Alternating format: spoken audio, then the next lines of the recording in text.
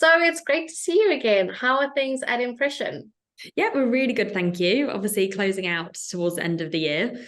It feels like everyone's sort of in that back to school mode after the summer. So thinking ahead to like 2024 plans, which is all very exciting. Yeah, it's crazy how next week is October. The Mm. time that we're sitting together, it's mad how time is flying.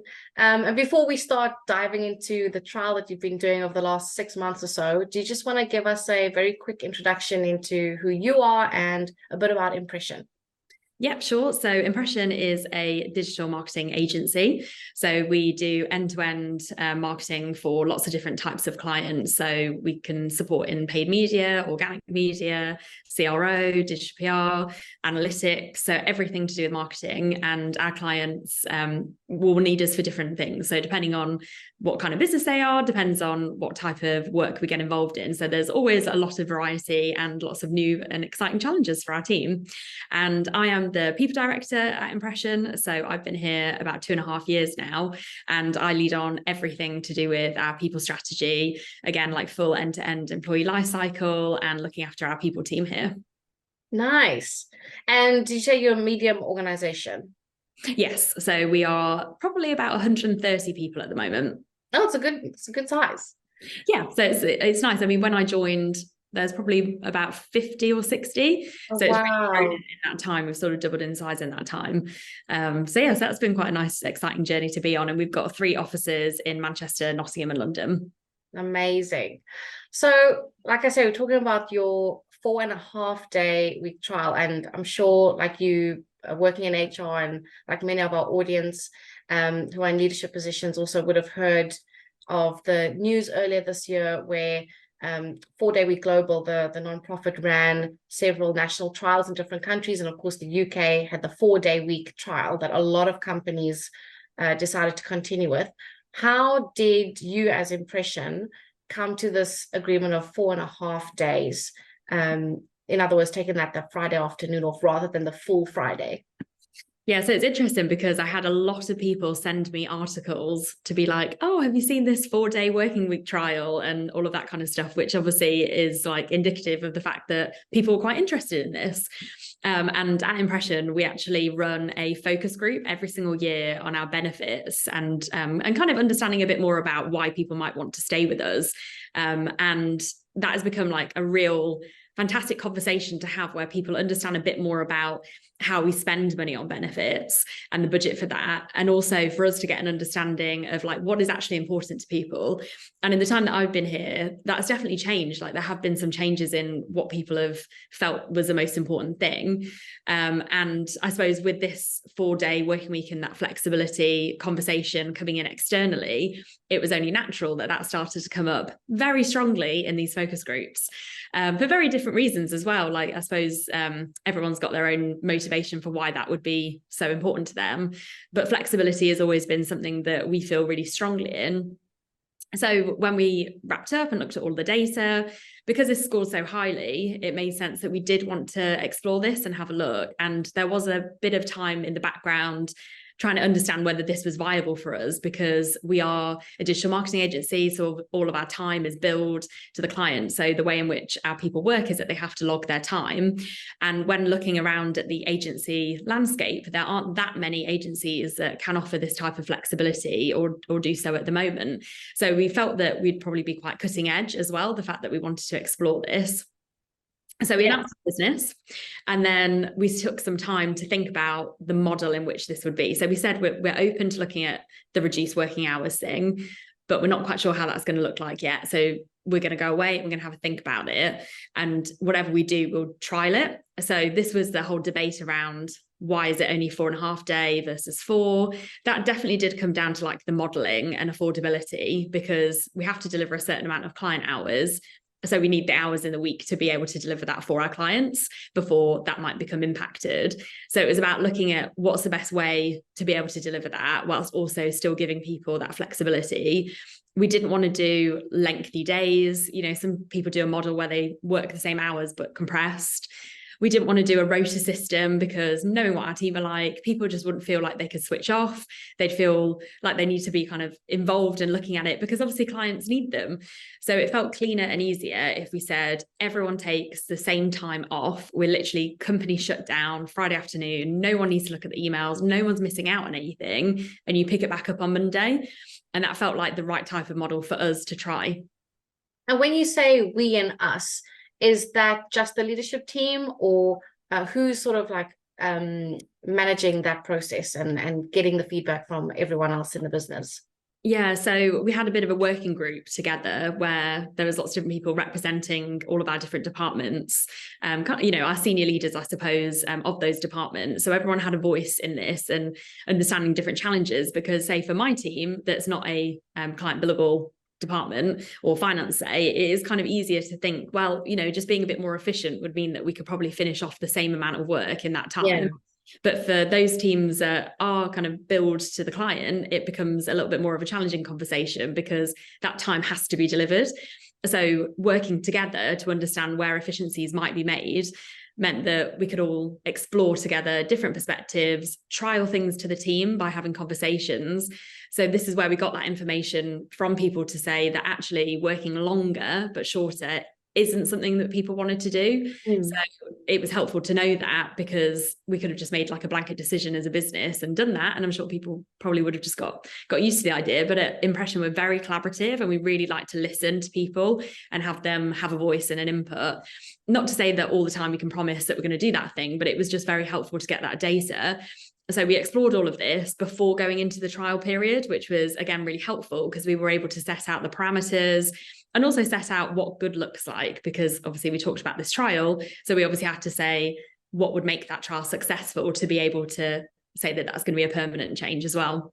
Yeah, absolutely. Because that's such a hallmark of UK-based workplaces like Impression, is that you don't just say we put people first. It's about doing that in practice. And we can see from survey responses from employees that even if their idea is that they pitch isn't directly or fully taken on board by the business, just the fact that they were given that opportunity in the focus groups or surveys or whatever it is, to share their thoughts and that they know what they're saying. It's not a waste of time, that it's being taken on board, it's been reflected on seriously and respected. All opinions and views are respected. And it's really great to see how you are such a collaborative business, and you can see from the scores that you have how it's reflected through people just really loving where they work and wanting to stay at Impression.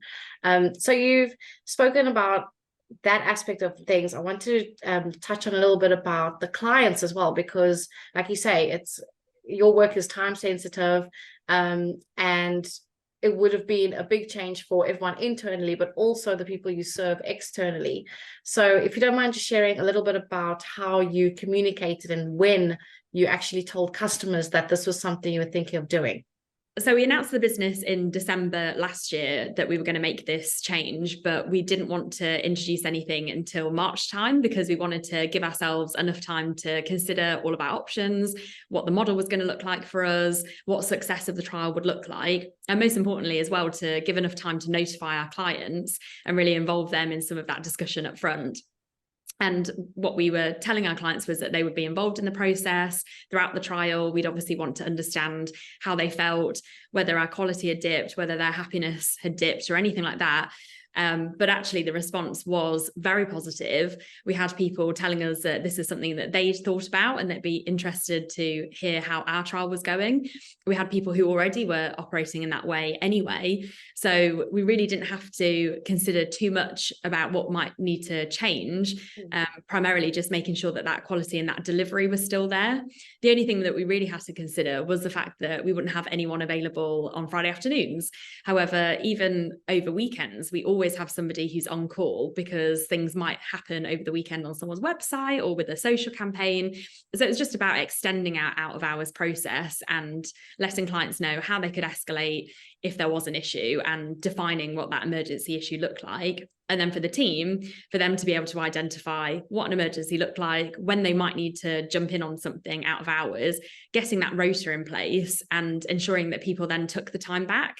So we operated it in that kind of model. So if they had to be on call for the Friday afternoon, they'd take an afternoon off or morning off the following week. So they always would have that time. So I suppose if we think about like a team of 18 people, it might be once every 18 weeks that would actually come up. So most people were pretty happy with that. I mean, it's a good trade-off really for getting the rest of the Friday afternoons off. So clients were very, very front of mind on that and making sure that our service delivery was still absolutely to our highest standard. Amazing. So the trial you mentioned started in March. So you communicated with everyone beforehand, internally, and in terms of clients. And I know that you and I were keeping in touch every few months or so, just for me to check in and see how it's going. And you were saying that, you know, people are really embracing this new model. They were loving the time off for all sorts of activities, whether it's to go to the gym or get their weekly shop done before the weekend, maybe go to a personal doctor's appointment or other thing that they want, or maybe just to stay home and catch up on their series or just relax and sleep, who knows, but really boosting everyone's well-being at Impression. And obviously, in order for employees to be able to take this time off, you know, some things we're going to have to just be tweaked a little bit to ensure that Monday to Thursday, everyone could get the bulk of their work done and not have excessive stress. So if you could just also just share about, you know, what you mentioned to me about internal meetings, the sort of culture around meetings, and how the company approaches that, and also the physical statement that you made where you sort of help people to switch off on a Friday and not be tempted to work. Yeah, absolutely. So I suppose one key element of this is that physical statement, like you said, and ensuring that everyone role modeled that and lived by example. And actually, it is quite odd if you receive an internal email on a Friday afternoon and almost like everyone's reaction is to go, are you okay? Like, why are you working on the Friday afternoon? Because no one does. Like, we've seen like a real shift of people by like 12:30, like really logging off and taking that time. And also keeping Friday mornings for more of the admin time. So it seems to be like less meeting heavy, because I suppose everyone wants to have their conversations and client calls Monday to Thursday. So that Friday morning, I think it's 3.75 hours. They just get to like catch up on everything, start planning their week for the next week, and just feel like they're ending the week in a really good place. And because that's going to be, you know, allowing them to have a longer weekend, you find that people, including myself, are really motivated to make sure that we like close out everything and get everything done, because once everyone else has started logging off, you know, you want to go, you want to be able to also like be enjoying your time. So I think there is that psychological piece of everyone closing down together, kind of like a classic company shutdown. And then in terms of what we were looking at prior, it did give us a real chance and opportunity to audit everything that we did internally in a way that we probably wouldn't have done if we hadn't have needed to look at this time. And what we were noticing was that we were spending a lot of time in meetings and a lot of people were involved in all of these meetings. So we really put like a few mandates in about how we can better do this, what we need from people, you know, the classic things like making sure you've got an agenda, making sure that there's a purpose and an outcome to the meeting, only inviting those who actually need to be there, and following up on email with informs if needs be. So all these really great principles. We ran some training around time management, you know, how to effectively manage your time. So we started off really strong. And I would say we got to that 3-month survey mark, and we're looking at that like data from the survey, but also those KPIs that we'd outlined as being our success rate. And from the survey data, you know, people were telling us how much they were enjoying it and all this kind of stuff. However, we were noticing that it did seem like a little bit like people were a bit overworking and maybe not shutting down as much as what they should be. And I suppose there was just a general sense of nothing's really changed internally, because what you were finding was that old habits die hard, and people, because they're so used to inviting everyone to everything, carried on doing that. And even our senior leaders were still involved in meetings that maybe they didn't need to be, but they didn't feel like they wanted to step out because they hadn't been asked to step out. And just this whole thing was just uncovering the fact that it wasn't helping. It certainly wasn't helping like, for example, our sales team to put time in for pitches with new potential clients, because they were looking at people's diaries, and because we'd condensed time, then everyone's diaries looked absolutely horrendous, and then they couldn't actually put a pitch in with a client to win some work. Wow. It's completely counterintuitive. So at that point, we decided to look at how can we shift the schedule of our day so the internal time was between X hours and X hours, and the bulk of your day is kept free and available for clients, because that's primarily what we need to focus on. So it was a case of like people moving team huddles or moving one-to-ones. And so that piece of work, even though it was a minor change, obviously the aim of that was to make sure that everyone was on the same schedule.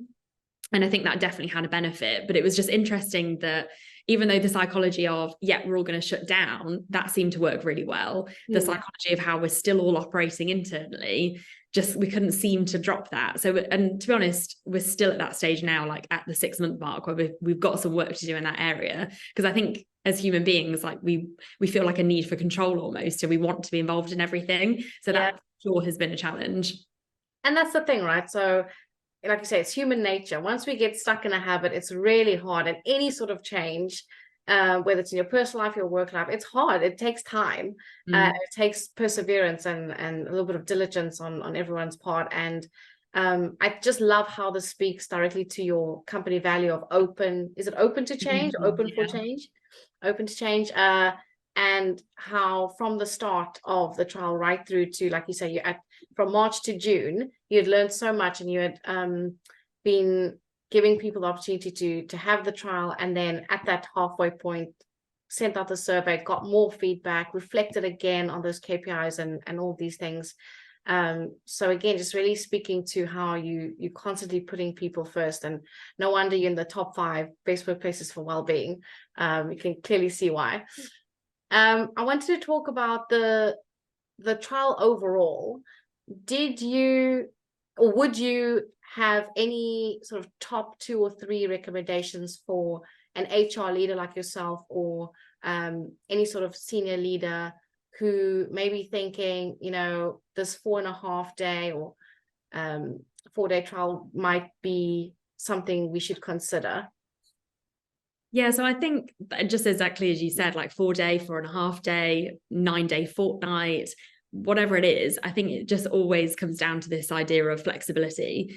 So every business is different. Every business operates in a completely different way. So for us, it was about that exploratory conversation to say, actually, our people wouldn't really want that, and this wouldn't work for our people because of this reason.